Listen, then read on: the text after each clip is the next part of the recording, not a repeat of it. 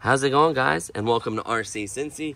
Today I wanted to break out the kabolit 336 and kind of talk to you guys about some plans and ideas and give you an update. So as you may know, I've done a few videos on this. I've done changing the oil, how to adjust the arm from dropping, the unboxing. I've done a few videos on it, and I've noticed there were two kinks in the lines for the smaller arm where it folds at. And I went to replace those with new line and the anti-kink little spring system that keeps them from kinking. Sorry, I am under the weather a little bit. And when I did that, one of the fittings stripped off the block. Tried to take the block apart. One of the bolts broke, and half the bolt is in the block. So I was extremely upset with that. Kind of bummed out because this was a very important gift. My wife bought this for a wedding present, and these are not cheap. I've been wanting one for like over 10 years, so it was very significant to me. I was very sad, and at the same time I'm like, okay, I have the opportunity to upgrade it. So I upgraded the hydraulic system. I did keep the factory receiver and ESCs and oil tank. The lines are 4 mil. The fittings on top of the cylinders are new. The cylinders are factory. The pressure release valve, the T, the pump, everything like that, and the valve block has all been replaced. I did have links in those videos. If you go back to my channel, there are links for this stuff. Now, I think now, before the links would work, I think now, because I use the app, it's wanting you to log into an app. I'm going to try to find all those links again and kind of repost them. Any questions, I'll try to do my best to help you guys. It's a little crazy with work, and now me being sick is just kind of unfortunate, but I'll try to help you guys as much as I can. So it was challenging, I'm not gonna lie, it was very challenging, but I just want to see how it does. It's been sitting for a few months. It has oil in it. The battery, not sure how much of a charge it has in it, but I just kind of want to talk to you guys and dig a little bit and enjoy this machine. So I did turn down the controller. It's 80 from the factory. The mix is about 80% power from the pump. I did turn it down to about 70 or 68, I can't remember, or in the low 70s, just because the pump was so powerful. It's an 8 MPa pump, so I actually backed the pressure relief valve all the way out because it was just causing leaks and just had too much power, literally too surgy, too fast. So I backed off the valve all the way out, and I adjusted on the controller. It did make a huge difference. Also, I 3D printed attachments. If you want to check that out, I'm going to tell you right now, guys, if you get a ripper for this thing, you'll be able to dig in a lot more areas, just because the ripper will go in there and loosen everything up, and you can just dig it right out. It's amazing. It'll easily dump in the Diecast Masters 1/16 scale truck. This is a 1/16 scale excavator. Don't mistake it for 1/14 scale, because it's not. I do have a 1/14 scale excavator, and it is much larger than this one. Of course, the model itself is bigger. It's a 480 DL. This one's a 336. So technically, the model, the excavator itself, even if they're the same scale, would be larger. So without further ado, let's just do a little digging, and then I'll talk about some plans. So it's definitely the first plan I'm going to have for it is definitely going to be hands down weight. Adding at least 2 pounds is the goal, minimum. So you can go really barely slow, and then of course you hit it and it's got a little power. So it's not terrible.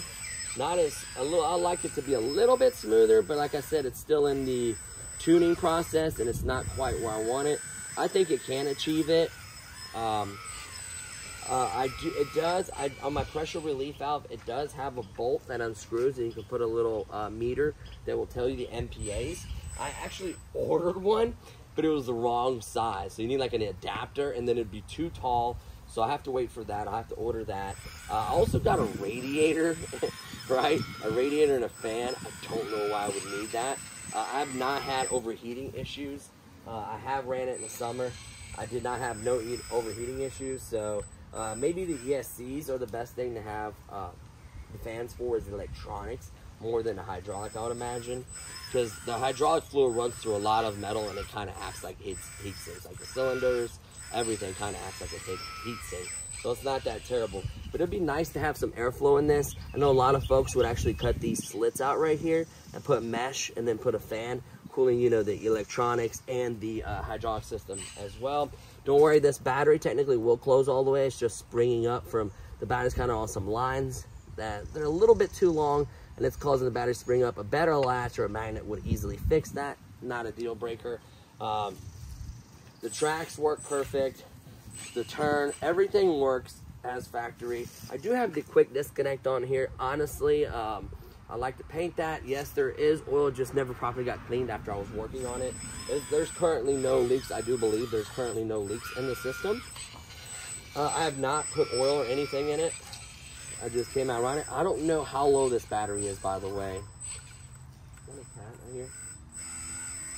So let's try to just keep digging a little bit. This was a pile of dirt I put here for a construction site, and of course the good old weeds overtook it. I should have stayed on top of that, but work's been crazy. So let's see how deep we can go. So I can pretty much put the bucket right where I want it if you're not really hard on the sticks. I noticed the turn is a little touchy. I thought about putting, I think they make them for servos. I don't think they make them for motors. Something that just softens that makes them a little smoother. Not sure the full trimming capabilities. Expo, that's what it is. Not sure how to do expo and trimming. Trimming I do, because I trimmed the arm on my original one with the original hydraulic system. The arm will kind of drop. Just needed a little bit of sub trim. Technically it was trimmed from the factory, but I felt like something changed. Maybe in shipping or something, I don't know. Oh, I gotta watch it, I forgot. Also, my fittings will hit the bottom of this orange lip right there. I needed to cut them out. What I needed to do is actually cut out the what do you call it? Cut out the, so the fittings are larger. So they're notched out for the smaller fittings. For like, see how much bigger and wider these are? Then the factory ones are much smaller, which I think technically do look better. I get that. But these are wider, so the notch isn't as wide. Just a good Dremel tool with a good diamond cutting blade will easily cut that. I don't think that's what that noise is. I think that's the roots and stuff I'm breaking up. I don't think the machine is making that kind of noise. Oh, there also is like stuff underneath it as well that it's hitting and rubbing. But I do have to watch, you know, how far down I go. I go down pretty deep, but it would have to basically bottom out for me to hit the fittings, I think, because they're pretty far. It's pretty far down to get to them, I think.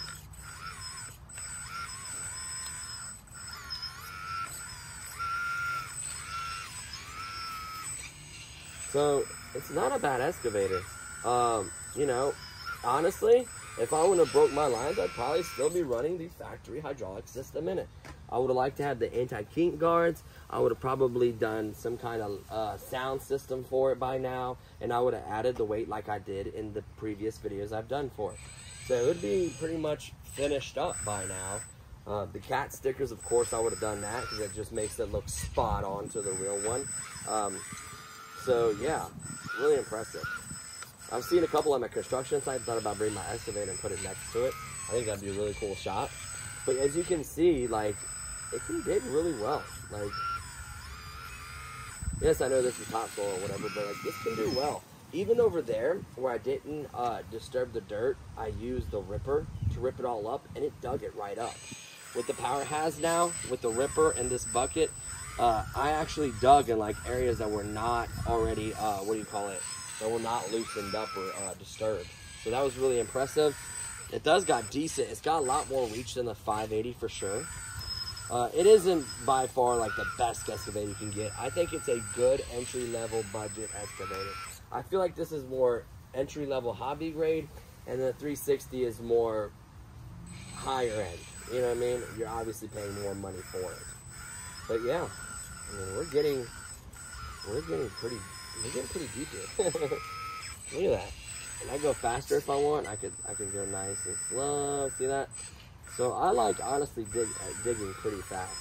The arm, even with a load in it, will not drop or move.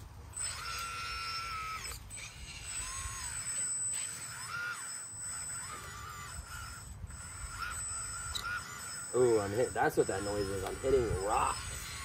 There's rocks down in there, and the bucket is scratching the rocks. That's what that noise is. Hopefully, it's not me hitting my fittings. Because I think you have to bottom out this arm for those fittings to hit, which is something I need to be on because that's how you break the fittings off. I do have a lot of them. That's one thing about AliExpress, the quantities you buy. Whatever you buy, fittings or anything, buy extra. Trust me. Like a T fitting, I didn't have an extra one, and one of my T fittings broke. And I waited over a month to finish the video. So trust me, if you buy something like that that costs like $2 or something, but the shipping's like $6 or $7, buy more of them so you don't have to worry about buying some later. That's like the best pro tip I could honestly give you. Yes, AliExpress can take a while, but it's really the only place I really find this stuff, to be honest with you. Like all this hydraulic stuff, right? I wish hobby shops would have all this stuff. I've never seen, at least the hobby shops I go to, I've never seen a hydraulic excavator. Yes, I saw like the 580 and a couple other excavators, but never, you know, a hydraulic one like this. So I am going to be getting out the 360L just because it's been so long, and kind of focus on cleaning it up, make sure everything is good, everything is tight on it, just kind of do some maintenance, and also get to enjoy it, right? What's the point of having these if you don't get to enjoy them? Mine are not shelf queens, they get used, right? Same thing with my car. Everybody's like, oh, keep that in the garage in the wintertime. It's a car, it's meant to be driven. You actually do more damage not using stuff. We're hitting like the hard clay and stuff that I dumped all this topsoil on. So we're no longer in the easy stuff. We're like down in the clay. Let me back up a little bit. See if I can still get a couple more over here. Yeah. Rip that out with the roots. So, I mean, look at that. I mean, that is a nice big hole. I can easily, just to give you a demonstration, see how deep it is. It's about yay deep. So it's not a small hole by any means.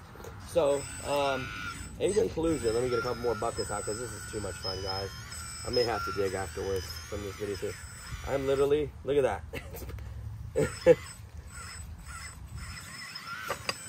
Still got the bucket. Bam. Boom. So in conclusion, the Kabolit is a fun excavator. It is amazing. It has great detail. It does have lights, you know, it has a nice cab. Yes, the door doesn't open, but you can modify it yourself. You can do so many modifications, unbelievable. Me having a 3D printer, I could have done so much more, and I haven't, and I'm mad at myself. It's just I lack time really bad. And I apologize. I would like to release more videos as well, and it's affecting that as well. So as far as the excavator itself, it's holding up just fine. Never had any issues with the turning, the tracks, the motors, anything like that. The only issues I had is with the cheap metal in the hydraulic systems. There were shavings in them. I changed the fluid. That fixed that. One of these lines I was trying to change broke off. Well, like the fitting itself broke off from the block. Okay, that happened. Bummer. I was going to replace it. No big deal. Then, of course, the screws in the actual block itself broke. You can't buy half a block or the screw or anything. You have to buy the whole piece, which is $300. I was able to build this hydraulic system for just under $300. So I didn't see the point of buying another proprietary system. You know, I bought lines, fittings, T, pressure relief valve, 2 to 4-way splitter because you need it. What else? Block and pump. So I think it's like 7 or 8 items. Hydraulic fluid, of course. So line is 1, fittings is 2, oil, pump, valve block. The 2 and 4 splits it from 2 to 4, so that's one. A T, another Y here, both return to the tank because you have one return. And I think that's pretty much it. And the pressure relief valve itself. Like, that is pretty much it. Like, it's not, I think it's like 7 or 8 items. But you're going to have to drill these holes out for the 4 mil to fit through. You're going to have to do some work. You have to modify stuff, get that to fit, get everything placed in there. Technically, nothing is screwed down new holes. I didn't want to do that yet. I wasn't sure how this hydraulic system was going to work out. I didn't want to be tapping all new holes and everything, and then come to find out the hydraulic system isn't no good. So everything is not going to go anywhere. The cat dog house is on. It's solid. It's not moving or anything. But technically, there's still final touches that need to be done. The lights work just fine. I don't have the lights in for the top cab, but that's no big deal. I can put them in later. Weight is the next biggest thing for this, is getting all those lead weights back here, in any cavity you can find. Get them in there. Even not, I don't want to add any weight, because there's technically room in here, but I don't want to add any lead weights in the arm. That's going to take away from your lifting capability. Adding weight to the arm is going to make it that much heavier. It may slow it down a little bit, I don't know. But it's just going to put a lot of strain and a lot of unnecessary weight on the arm itself. Cool part is you could run like some stuff through the arm and get it to come out to the top. I don't know. It's really, it's just 2 pieces. It's just a piece of metal has this plate right here that comes off. That's how you access a lot of stuff. So these little tiny screws right here, or bolts, whatever you want to call them, bolts basically, they're tiny. I can't find nothing. I had to use a pair of pliers to get them off. I can't find the size that small. I think the smallest one I found was like a 2 or something, or 3, and I needed like a 2 or 1.5 or something like that. They're tiny. They should give you a small little tool set that fits all these tiny little bolts on this machine. I feel like for that kind of money, that tool set to them would cost them next to nothing, right? Even just a little basic one with no fancy handle, nothing. I think that's the biggest thing they missed out on this. Also, flushing the system after they run it. Technically, I think they check it to make sure it has the leak before they ship it. At least the company I ordered from did that. So mine did not have any leaks. It did have the arm slowly dropping.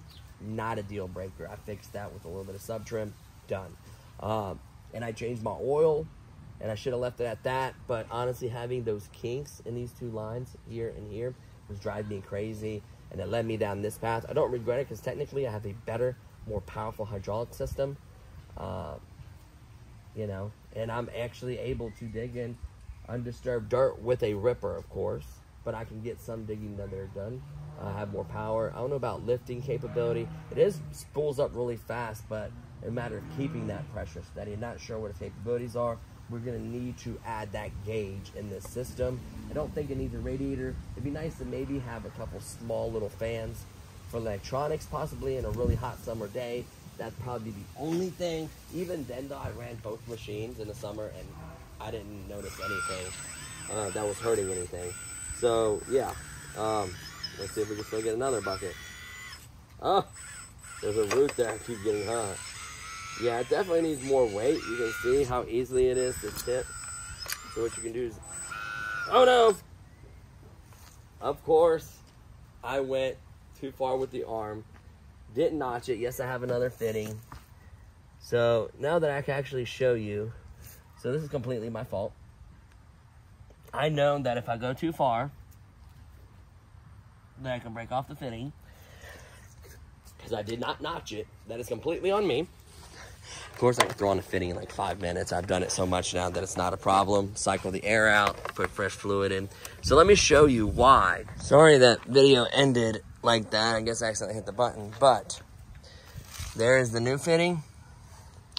This is the old one. So let me show you what breaks on these and why it breaks so easily when you have cylinders that use such small thread like that. That's the biggest downside, and I really don't want to replace these cylinders. So you can see how little that metal is, the thread. See how thin and little that is? Very easy to break, I guess, the force on there. This is the thread part. Yes, you can get it out. You just got to get a small screwdriver, put it in there, and slowly turn. This will come out. So that broke off of there.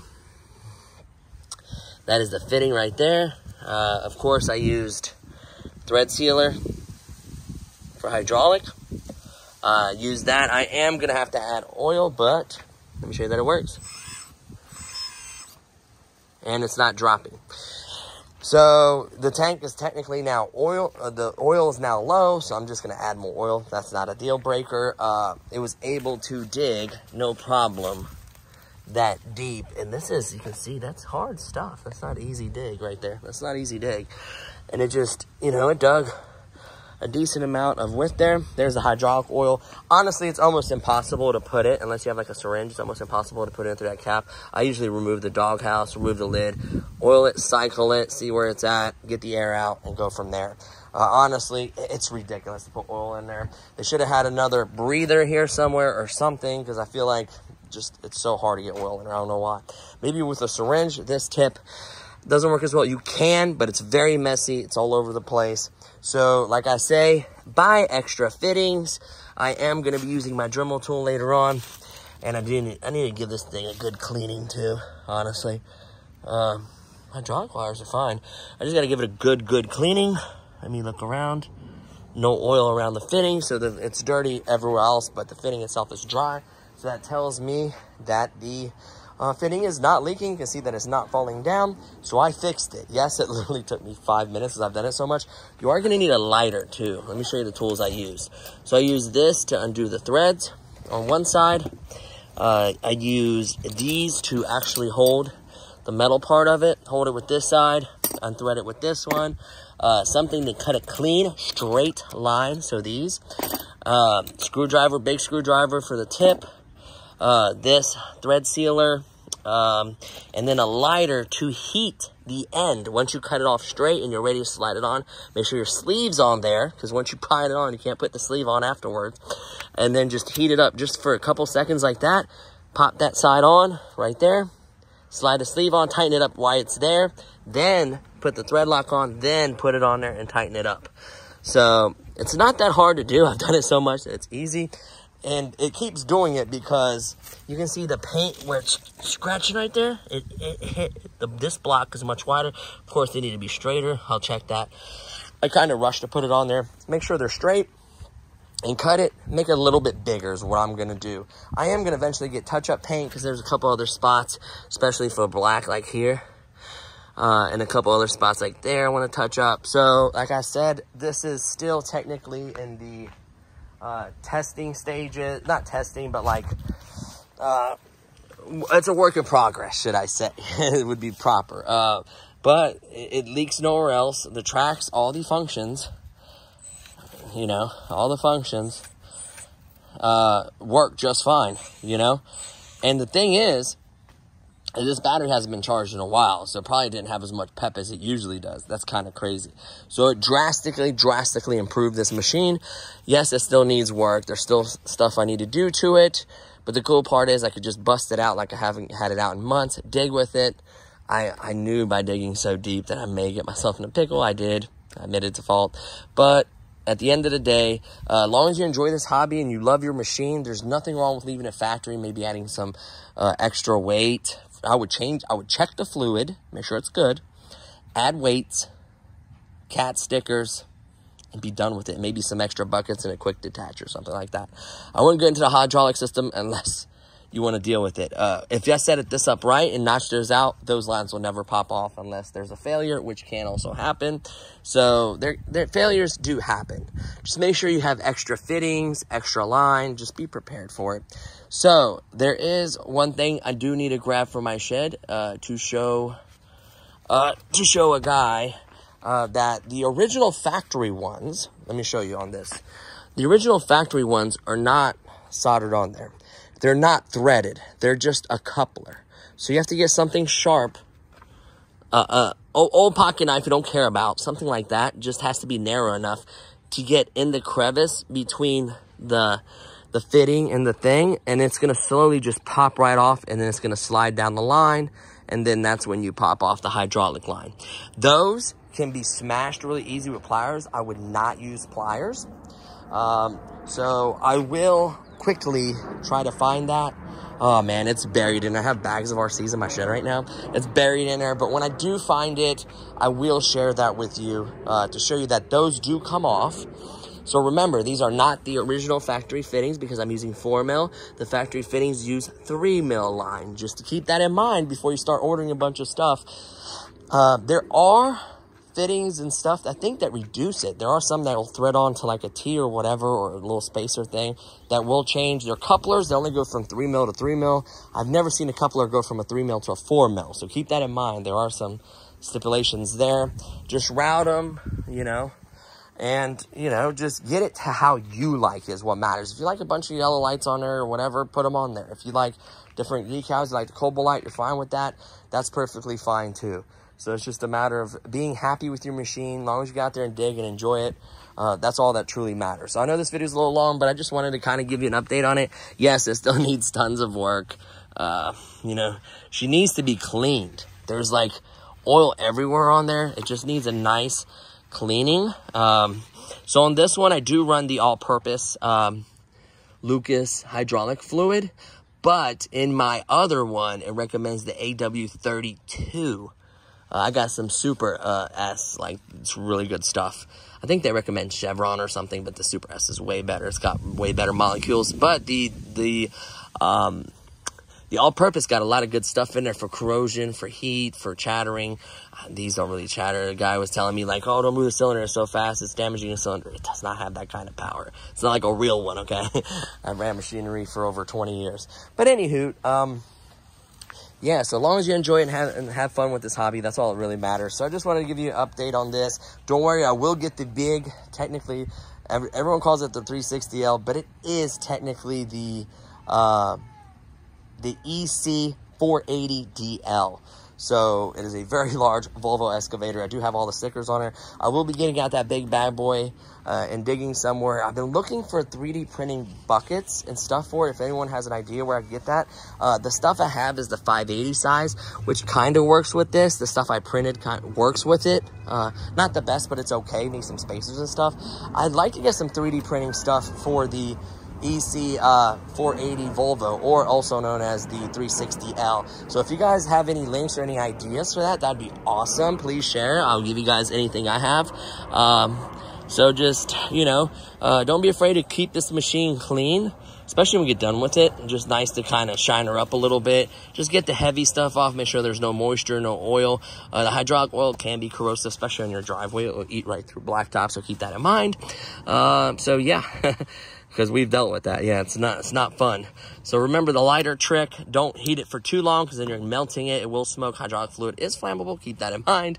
I mean, it's not just going to blow up in your face, but it'll just have a slow little flame on it. Nothing crazy.